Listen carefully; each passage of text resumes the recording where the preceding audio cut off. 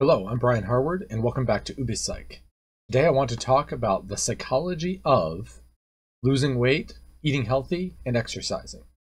This is my favorite topic in psychology. It's very personal to me, and one where I think it's abundantly clear that psychology is underrated in its importance in making change in our lives. I would say it's undeniable that psychology dominates this issue once you see this issue for what it really is.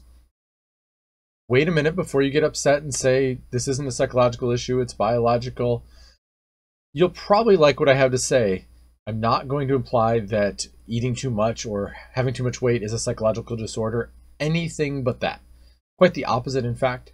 It is, in fact, natural to eat too much, natural to be lazy. It is a massive, surprising, and rare accomplishment to overcome those natural tendencies. However, I think the key to that is psychology. In fact, I'll go one step further, and that is to say that most people view these goals, these issues in our lives, completely wrong. I believe that you're focusing on finding the right plan, program, system, equipment, philosophy, etc. are all useless smokescreens, for the most part, to achieving your goals. And the focus, for some reason, is on those and not on the mind and not on psychology. I want to bring that to the forefront in this video, convince you that it's very, very important. Psychology is the dominant issue in controlling your eating, exercising, your weight, these sorts of things.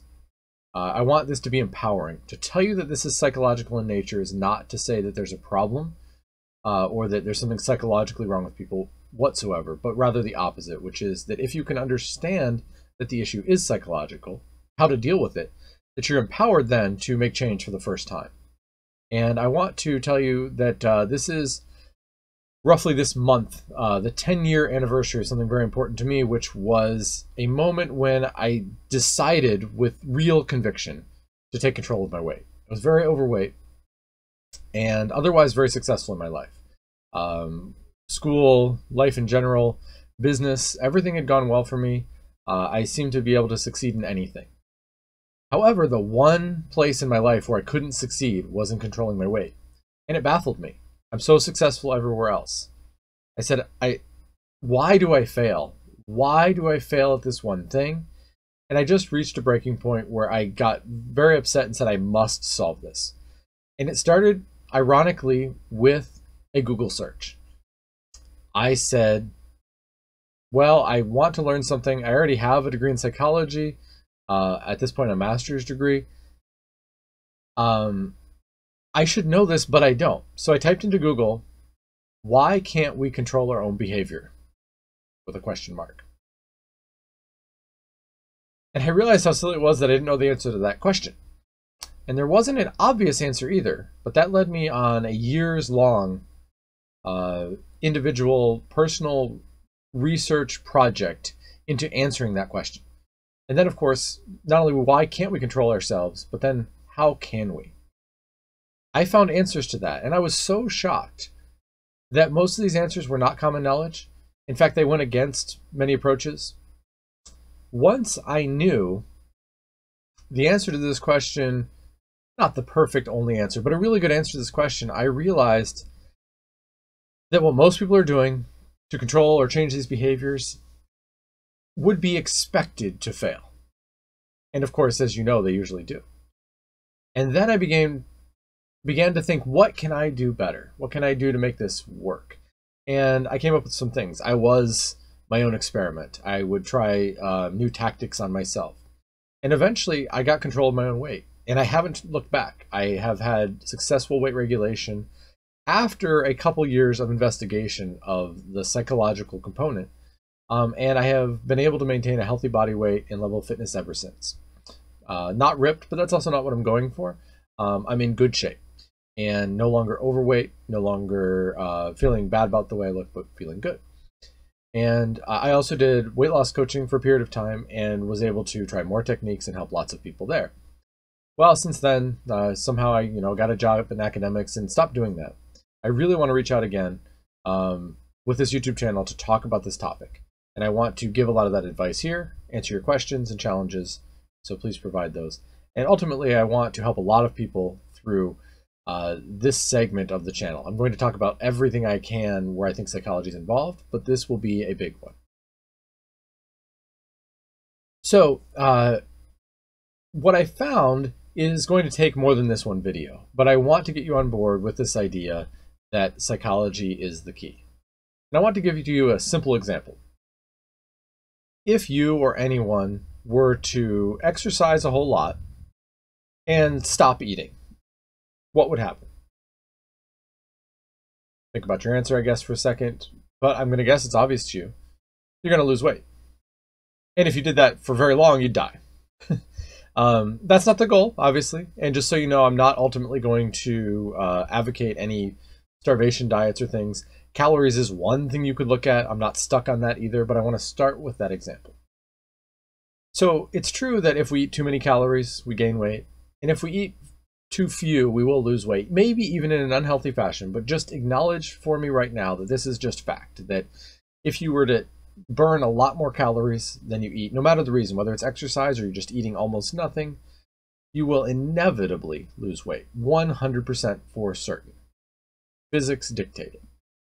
If you disagree with me on this, you'd be disagreeing with everything we know about physics. Conservation of energy, thermodynamics, they all agree that the energy we expend must come from somewhere. If not our food, then from our stores. And then eventually, if those are both tapped, we would cease to have that energy and die. So if that's true, we also know that if we had really good control over ourselves and really rational control, we might do things like just eat less and exercise more until it works and get the body that we want.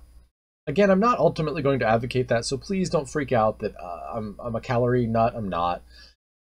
But if that's true, why can't we even do that? If we actually set out to do that, we fail almost every time. And that's the basic thing I want you to recognize here, which is that we try to control our behavior and we fail.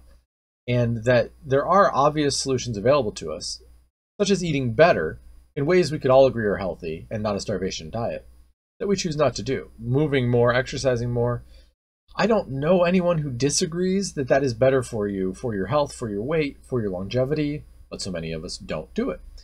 So I think the real key in this video, I just want you to acknowledge that, to say psychology is so underrated. If we really had control over what we were doing, we would be much more likely to succeed. In fact, as I said before, with the approach by looking for a program and things that most people go through, it's almost destined to fail. I would say very high failure rate. As you know, it's 90+% for losing weight, or sticking to an exercise plan, or even sticking with a diet long term, or a change to your eating habits. If you were to gain just one thing called self-control over your own behavior, such that when you decided you should try something, you followed through, you would, instead of be on a path to likely defeat or failure, be on a path to guaranteed eventual success. That is to say, if the first thing didn't work, maybe you didn't feel well on it, you would still have the willpower to try another. And if then one didn't work, you would still try yet another. And ultimately, of course, there is something that will get you to your goals, whether it's to be ripped, to lose weight, to live longer. You can do it with self-control, and you could discover what works for you. And wouldn't that be great? Wouldn't that be great if you could do that? Well, I'm at that point. I really have good control over what I eat and drink and how much I exercise. And I've found nothing but success through that, right? To say that I don't know which things will work in advance, but that success is essentially guaranteed because I have the self-control to do the things I want to do, to experiment, and then once I know that it's good for me, to stick with that. I want to talk about that more in depth. Please subscribe if you're interested in this topic. I want to continue telling you exactly how to do that through these videos. You know, if we really were so rational and we had control, the labeling of products and items with calories would have pretty much resolved the issues we have with overeating a long time ago. It would be resolved because that would tell you how much you're eating. You can calculate how much you exercise. Basal metabolism can be calculated approximately. But that's not what happened. We know, and we still don't do much better. So again, I think that's proof that it's upstairs in the brain. It's just we don't know how to function to do the things we already know we need to do. I bet you can admit to that. There are dozens of things you know you should do, maybe even you've decided to do, but you don't.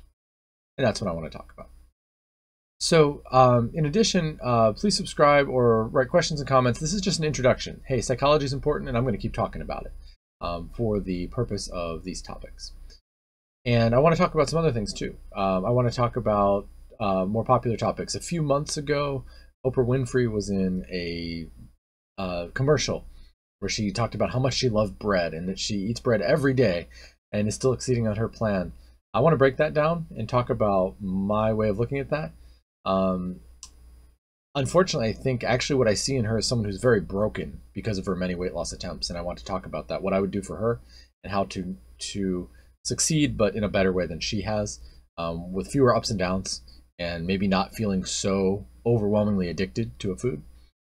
And then another famous person, Milo Yiannopoulos, has been saying right now that fat shaming is a good thing, that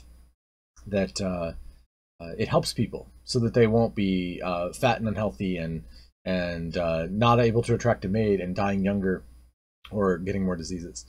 I will talk about that in another video as well. The preview of that is actually, there's some truth to what he says, but he misses one of the really big reasons why that's not a good approach. And obviously I won't support actual shaming of people, but I will address to what extent that will or will not motivate them towards success. And the answer is it's both good and bad.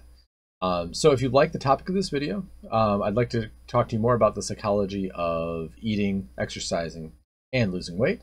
So please subscribe and see me next time where I will see psychology somewhere else.